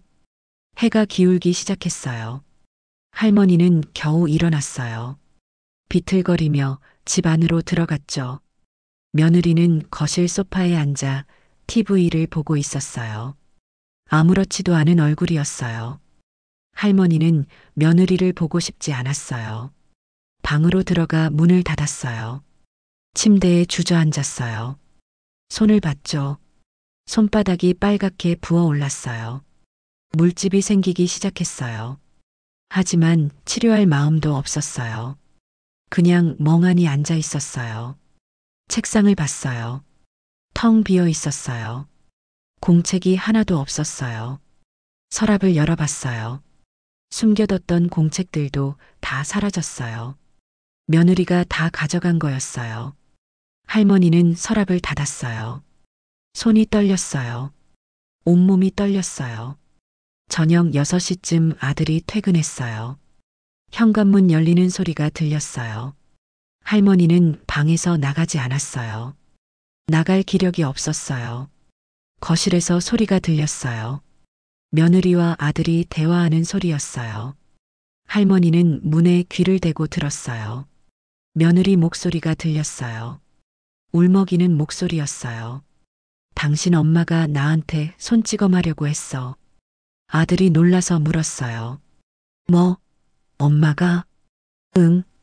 마당에서 나한테 덤벼들었어. 정말 무서웠어. 며느리가 흐느끼는 소리가 났어요. 거짓 울음이었지만 아들은 모르는 것 같았어요. 같이 못 살겠어. 나 진짜 나갈래. 아들이 당황하는 소리가 들렸어요. 아니, 왜 그랬대? 무슨 일이 있었어? 몰라. 갑자기 화내시면서 며느리가 말을 흐렸어요. 그리고 다시 울먹였죠. 도저히 못 살겠어. 아니면 시어머니가 나가시든지. 할머니는 가슴이 내려앉았어요. 문에서 떨어져 침대에 앉았어요. 잠시 후 방문을 두드리는 소리가 났어요. 엄마. 아들 목소리였어요. 할머니는 대답하지 않았어요. 문이 열렸어요. 아들이 들어왔어요. 표정이 복잡했어요. 엄마, 무슨 일 있었어요? 할머니는 고개를 숙였어요. 아무 말도 하지 않았어요. 민지가 무섭다고 하던데. 할머니는 입술을 깨물었어요. 말하고 싶었어요. 진실을 말하고 싶었어요. 하지만 입이 떨어지지 않았어요. 아들이 한숨을 쉬었어요. 엄마, 미안한데 친척집이나 아는 집에 며칠만 계실 수 있어? 할머니는 고개를 들었어요. 아들을 봤죠. 나보고 나가라는 거니? 아니, 그게 아니라 진정되면 다시 모시고 올게. 그때까진 좀. 아들이 말을 흐렸어요. 할머니 눈에서 눈물이 떨어졌어요. 알았어. 할머니 목소리가 작게 나왔어요. 아들은 미안한 표정으로 방을 나갔어요. 할머니는 혼자 남았어요. 한참을 그렇게 앉아 있다가 할머니는 일어났어요. 옷장을 열고 작은 가방을 꺼냈어요. 옷 몇 벌을 챙겼어요. 세면도구, 수건, 약. 필요한 것만 넣었어요. 가방을 들고 거실로 나갔어요. 며느리는 아들 옆에 앉아 있었어요. 눈이 빨갛게 부어 있었어요. 연기했던 거죠. 아들은 할머니를 보고 일어났어요. 엄마, 어디 갈 데 있으세요? 응. 알아서 할게. 제가 데려다 드릴게요. 아니야. 괜찮아. 할머니는 신발을 신었어요. 현관문을 열려는데 작은 발소리가 들렸어요. 민준이었어요. 복도에서 나왔어요. 눈이 빨갛게 충혈돼 있었어요. 할머니, 어디 가요? 잠깐. 다녀올게. 할머니는 손주 머리를 쓰다듬었어요. 민준이가 할머니 손을 잡았어요. 손, 다치셨어요? 괜찮아. 민준아. 할머니는 손주를 안아줬어요. 마지막 일지도 모른다고 생각하며요. 그리고 현관문을 열고 나갔어요. 밖은 어두웠어요. 가로등 불빛이 흔들렸어요. 할머니는 천천히 걸었어요. 어디로 가야 할지 몰랐어요. 동네를 걷다가 부동산을 발견했어요. 아직 불이 켜져 있었어요. 할머니는 부동산에 들어갔어요. 고시원 있나요? 사장님이 할머니를 봤어요. 놀란 표정이었지만 친절하게 대답했어요. 네, 있습니다. 한 달에 30만 원이에요. 거기로 할게요. 사장님이 계약서를 꺼냈어요. 할머니는 지갑에서 돈을 꺼냈어요. 국민연금 통장에서 뽑아둔 돈이었어요. 계약을 마치고 열쇠를 받았어요. 고시원은 부동산에서 10분 거리였어요. 할머니는 고시원을 찾아갔어요. 3층 건물이었어요. 할머니 방은 2층이었죠. 방문을 열었어요. 작은 방이었어요. 침대 하나, 책상 하나, 옷장 하나. 그게 전부였어요. 할머니는 가방을 내려놓고 침대에 앉았어요. 조용했어요. 너무 조용했어요. 할머니는 손을 봤어요. 화상 자국이 선명했어요. 물집이 터져서 진물이 나고 있었어요. 약국에 가서 연고를 사야 했어요. 하지만 움직일 기력이 없었어요. 할머니는 그냥 침대에 누웠어요. 천장을 봤어요. 모든 게 사라졌어요. 30년 동안 쓴 글. 할머니 인생이 담긴 이야기들. 제가 됐어요. 마당 드럼통 안에서 검은 재로요. 할머니는 눈물이 멈추지 않았어요. 밤새 울었어요. 다음 날 아침이었어요. 할머니는 핸드폰을 꺼냈어요. 아들한테서 전화가 12통 와 있었어요. 문자도 여러 개였어요. 엄마 어디세요? 연락 좀 주세요. 걱정돼요. 할머니는 핸드폰을 봤어요. 그리고 결심했어요. 통신사 대리점에 갔어요. 번호를 바꾸고 싶다고 했어요. 직원이 물었어요. 번호 이동하시는 거예요? 아니요. 새 번호로요. 네, 알겠습니다. 30분 후 할머니는 새 번호를 받았어요. 옛날 번호는 사라졌어요. 할머니는 아들한테도 며느리한테도 아무한테도 새 번호를 알려주지 않았어요. 완전히 연락을 끊기로 했어요. 고시원으로 돌아왔어요. 침대에 앉아 손을 봤어요. 화상 자국이 아직도 아팠어요. 할머니는 그 자국을 만졌어요. 이 자국은 평생 남을 거예요. 할머니 손에요. 할머니는 책상을 봤어요. 텅 비어 있었어요. 공책이 없었어요. 볼펜도 없었어요. 할머니는 가방을 뒤졌어요. 혹시 남은 게 있나 해서요. 하지만 아무것도 없었어요. 모든 게 불타버렸어요. 할머니는 창밖을 봤어요. 하늘이 흐렸어요. 그때 할머니는 생각했어요. 다시 쓸 거야. 기억이 있으니까. 할머니는 눈물을 닦았어요. 손이 떨렸지만 주먹을 꽉 쥐었어요. 다시 쓸 거야. 처음부터. 할머니는 침대에서 일어났어요. 문구점을 찾으러 나갔어요. 새 공책을 사러요. 할머니의 새로운 시작이었어요. 2년 후 이순자 할머니는 고시원 작은 방에서 새로운 삶을 시작했어요. 매일 새벽 4시에 일어나 글을 썼어요. 기억을 되살려 처음부터 다시 쓰기 시작했죠. 한국 전쟁 때 피난길. 엄마 손을 잡고 걸었던 그 추운 겨울. 할머니는 눈을 감으면 그때가 생생했어요. 그 기억들을 한 글자 한 글자 다시 적어 나갔어요. 6달이 지났어요. 할머니는 복지관 글쓰기 교실을 발견했어요. 무료로 시니어들을 가르치는 곳이었죠. 선생님은 젊은 작가였어요. 할머니가 쓴 글을 읽고 눈이 커졌어요. 할머니, 이거 정말 좋은데요? 실제 경험이세요? 네. 제가 겪은 일이에요. 이거 신춘문예에 내보시는 게 어때요? 신춘문예요? 네. 할머니 글에 힘이 있어요. 진짜 살아있는 이야기예요. 할머니는 떨리는 손으로 원고를 다듬었어요. 선생님이 옆에서 도와줬어요. 그해 겨울 할머니는 신춘문예에 응모했어요. 그리고 이듬해 봄에 연락이 왔어요. 당선되셨습니다.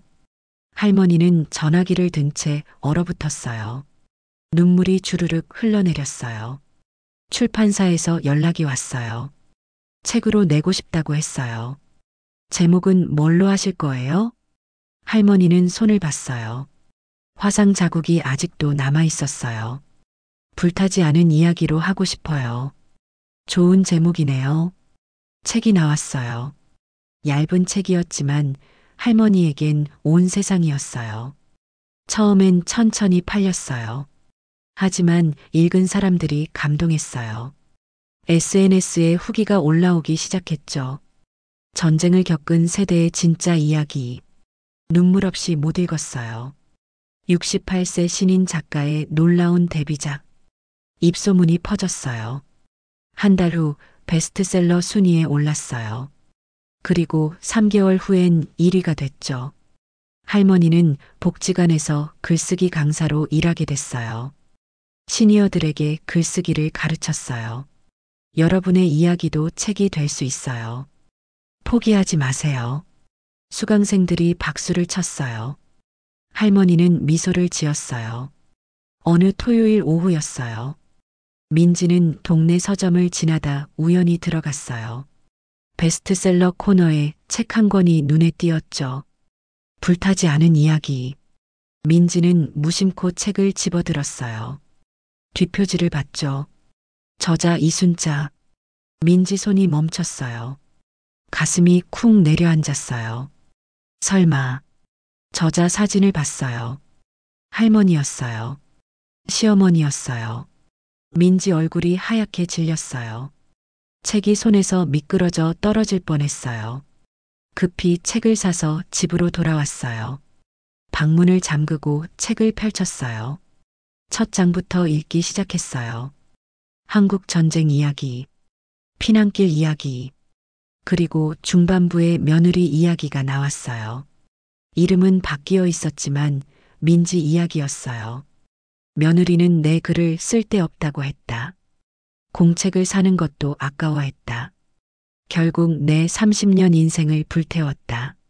민지는 책장을 넘기는 손이 떨렸어요. 글자가 흐릿하게 보였어요. 마지막 장을 읽었어요. 나는 다시 썼다. 기억이 있었으니까. 책을 덮었어요. 민지는 그 자리에 주저앉았어요. 온몸이 떨렸어요. 재석한테 전화했어요. 손이 너무 떨려서 버튼을 누르기도 힘들었어요. 여보, 당신 엄마 연락처 알아? 엄마, 왜 갑자기? 연락처 있어? 번호 바꾸셨나 봐. 2년 동안 연락 안 됐어. 민지는 전화를 끊었어요. 머릿속이 하얘졌어요. 다음 날 월요일 민지는 출판사를 찾아갔어요. 안내 데스크에서 물었어요. 이순자 작가님 연락처 좀 알 수 있을까요? 죄송합니다. 작가님 개인정보는 드릴 수 없습니다. 제가 가족인데요. 직원이 민지를 쳐다봤어요. 눈빛이 차갑게 식었어요. 책 읽어보셨어요? 민지는 아무 말도 못했어요. 직원이 다시 말했어요. 죄송하지만 도와드릴 수 없습니다. 민지는 출판사 밖으로 나왔어요. 벽에 기대서 숨을 몰아쉬었어요. 일주일 동안 민지는 출판사 앞에서 기다렸어요. 매일 나와서 혹시 할머니가 오시나 지켜봤어요. 하지만 할머니는 나타나지 않았어요. 민지는 인터넷을 검색했어요. 이순자 작가 강연이라고 쳤어요. 검색 결과가 나왔어요. 복지관 글쓰기 강좌 강사라는 정보가 있었어요. 민지는 복지관 주소를 확인했어요.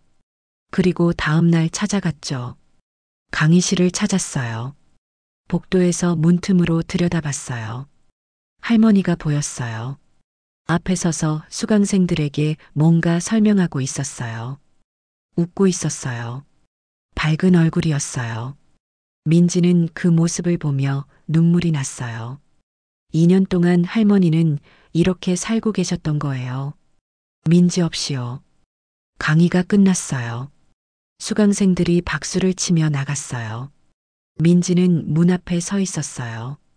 심장이 터질 것 같았어요. 할머니가 가방을 챙기고 있었어요.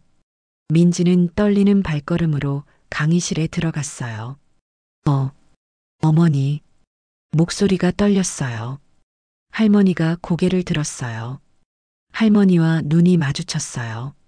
할머니 표정이 굳었어요. 잠시 침묵이 흘렀어요. 민지는 숨도 못 쉬고 서 있었어요. 할머니가 입을 열었어요. 누구세요? 목소리가 차갑게 들렸어요. 민지 가슴이 철렁 내려앉았어요. 어머니. 저예요, 민지. 할머니는 가방을 들었어요. 모르는 분인데요. 할머니가 걸어 나가려고 했어요. 민지는 앞을 막았어요. 어머니, 제발. 민지는 무릎을 꿇었어요. 강의실 바닥에요. 죄송해요. 정말 죄송해요. 목소리가 떨렸어요.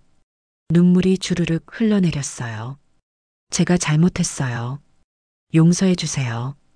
복도를 지나가던 수강생들이 멈춰 섰어요. 안을 들여다봤죠. 수근거리는 소리가 들렸어요. 할머니는 민지를 내려다봤어요. 표정이 없었어요. 제 30년을 불태운 분이시죠. 할머니 목소리가 조용했지만 또렷했어요. 제가 초등학교도 제대로 못 나왔다고 하신 분. 민지 얼굴이 새하얗게 질렸어요. 쓰레기라고 하신 분. 어머니. 그때 제가. 민지가 말을 더듬었어요. 할머니는 손을 들어 보였어요. 손바닥에 화상 자국이 있었어요. 2년이 지났지만 아직도 선명했어요. 이거 보여요? 민지는 그 자국을 봤어요. 숨이 막혔어요. 제 원고 꺼내려다 생긴 거예요. 불 속에 손을 넣었거든요. 할머니가 손을 내렸어요. 이 자국은 지워지지 않아요. 할머니가 민지를 똑바로 봤어요. 용서도 마찬가지예요. 민지는 울음을 터뜨렸어요. 어깨가 들썩거렸어요. 어머니. 할머니는 가방을 들었어요. 이제 저는 제 인생을 살 거예요. 할머니가 민지 옆을 지나갔어요. 여러분 없이요. 민지는 바닥에 주저앉았어요. 할머니가 걸어나가는 모습을 봤어요. 할머니는 뒤돌아보지 않았어요. 복도로 나왔어요. 할머니는 출구를 향해 걸었어요. 그런데 복도 끝에 누군가 서 있었어요. 할머니는 걸음을 멈췄어요. 민준이었어요. 중학생이 됐어요. 키가 훨씬 컸죠. 할머니. 민준이 목소리가 떨렸어요. 할머니 눈에 눈물이 고였어요. 민준아. 할머니. 책 읽었어요. 할머니 책. 민준이가 가방에서 책을 꺼냈어요. 불타지 않은 이야기였어요. 표지가 달아 있었어요. 여러 번 읽은 것 같았어요. 정말 죄송해요. 제가 몰랐어요. 민준이 눈에서 눈물이 떨어졌어요. 할머니는 민준이한테 다가갔어요. 손주를 꼭 안아줬어요. 넌 잘못 없어. 하나도. 민준이가 할머니 품에서 울었어요. 보고 싶었어요. 정말 보고 싶었어요. 할머니도 눈물이 났어요. 손주 머리를 쓰다듬었어요. 할머니도 보고 싶었어? 뒤에서 발소리가 들렸어요. 민지가 강의실에서 나와 이 장면을 보고 있었어요. 민지와 할머니의 눈이 마주쳤어요. 민지 얼굴엔 눈물이 범벅이었어요. 입술이 떨렸어요. 할머니는 민지를 봤어요. 그리고 천천히 고개를 돌렸어요. 민준아, 할머니한테 연락하고 싶으면 출판사에 전화해. 연결해 줄 거야. 네. 할머니. 할머니는 민준이 이마에 입을 맞췄어요. 잘 지내. 할머니는 민준이를 놓고 걸어갔어요. 출구로요. 뒤에서 민지가 주저앉는 소리가 들렸어요. 울음소리도 들렸죠. 하지만 할머니는 멈추지 않았어요. 뒤돌아보지도 않았어요. 밖으로 나왔어요. 햇살이 따스했어요. 할머니는 햇빛 속을 걸었어요. 가방을 든 손에 힘이 들어갔어요. 이제 시작이야. 할머니는 미소를 지었어요. 복지관 뒤에서 민지 울음소리가 점점 작아졌어요. 할머니는 앞만 보고 걸었어요. 새로운 인생을 향해서요. 할머니는 그날 이후 평화를 찾았어요. 마음이 편해졌어요.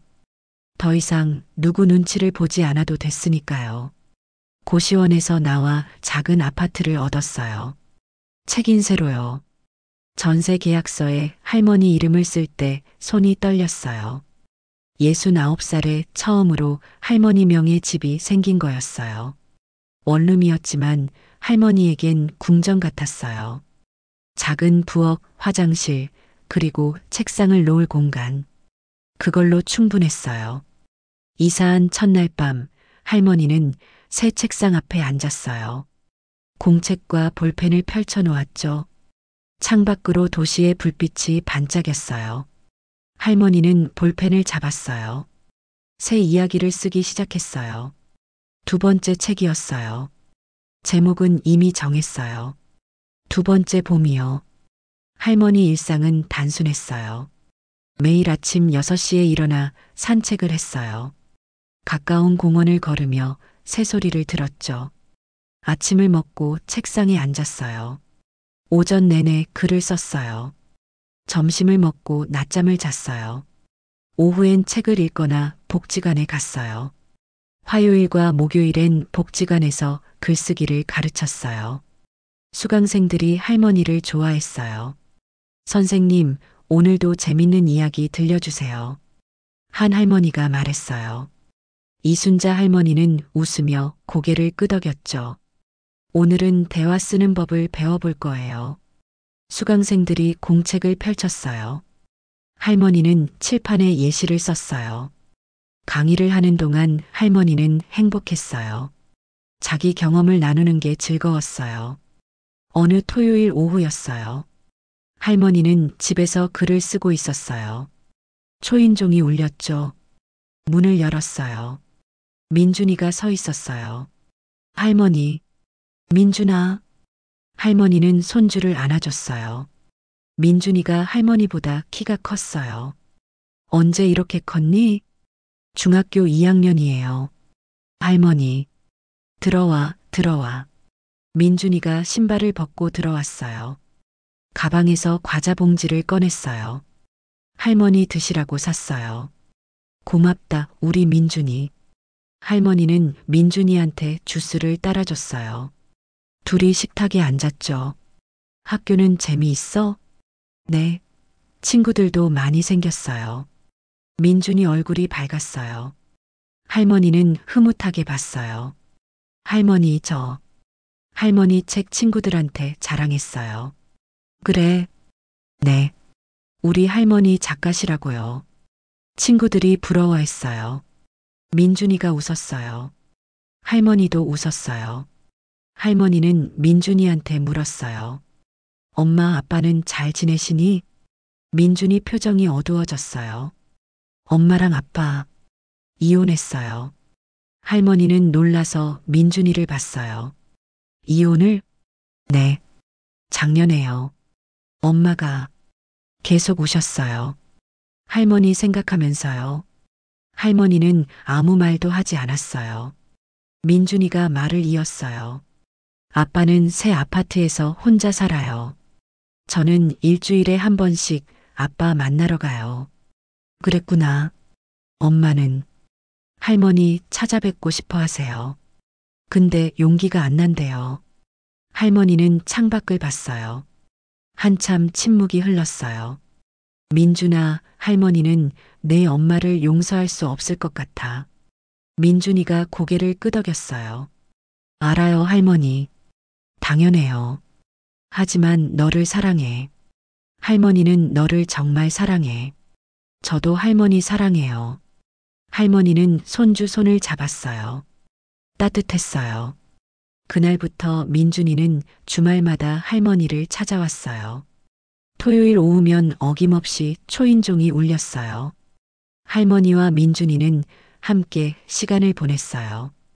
공원을 산책하고 같이 요리하고 영화를 봤어요. 민준이는 글쓰기에 관심이 생겼어요.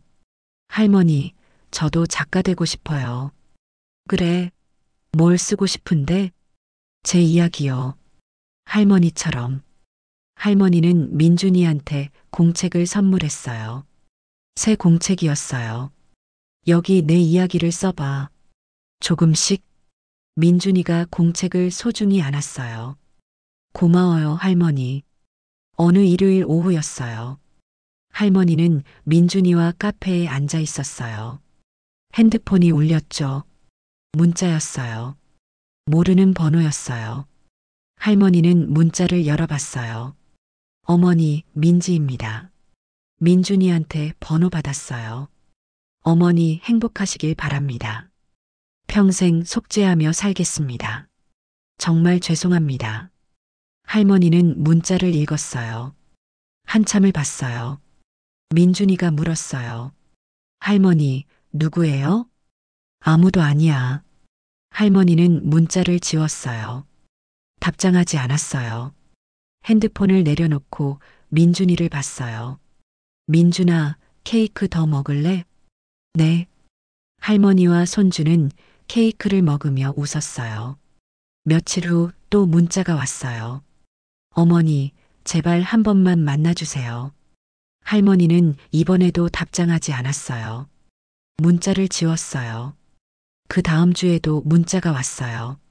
어머니, 제가 너무 큰 죄를 지었습니다. 할머니는 문자를 읽고 한숨을 쉬었어요. 그리고 번호를 차단했어요. 더 이상 문자는 오지 않았어요. 시간이 흘렀어요. 가을이 지나고 겨울이 왔어요. 그리고 다시 봄이 왔죠. 할머니는 두 번째 책을 완성했어요. 두 번째 봄이었어요. 고시원에서 다시 시작한 이야기를 담았어요. 출판사에서 책을 내줬어요. 이번에도 반응이 좋았어요. 이순자 작가의 감동적인 재기 스토리. 나이는 숫자일 뿐이다. 서점 사인회가 열렸어요. 많은 사람이 왔어요. 줄이 길게 늘어섰죠. 할머니는 한 명 한 명 책에 사인을 해줬어요. 악수도 하고 사진도 찍었어요. 줄 끝에 민준이가 서 있었어요. 손에 책을 들고요. 할머니. 민준이가 웃으며 다가왔어요. 할머니도 웃었어요. 우리 민준이 왔구나. 할머니, 사인해 주세요. 할머니는 민준이 책에 사인을 했어요. 사랑하는 민준이에게 내 이야기도 기다릴게. 할머니가. 민준이가 사인을 보고 눈물을 글썽였어요. 고마워요, 할머니. 할머니는 손주를 안아줬어요. 주변 사람들이 박수를 쳤어요. 그날 저녁 할머니는 집으로 돌아왔어요. 피곤했지만 기분이 좋았어요. 책상 앞에 앉아 창밖을 봤어요. 봄바람이 커튼을 흔들었어요. 할머니는 새 공책을 꺼냈어요. 세 번째 책을 쓸 차례였어요. 볼펜을 잡았어요. 손이 떨렸지만 힘이 있었어요. 할머니는 첫 문장을 썼어요. 69살 나는 다시 태어났다. 할머니는 미소를 지으며 글을 썼어요.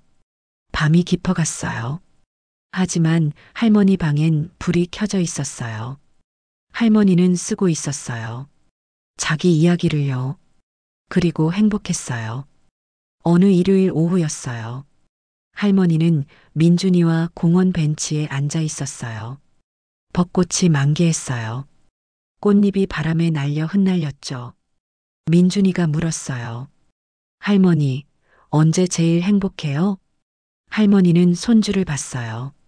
그리고 웃었어요. 지금. 정말요? 응. 지금이 제일 행복해. 할머니는 민준이 손을 잡았어요. 벚꽃잎이 둘의 어깨에 살포시 내려앉았어요.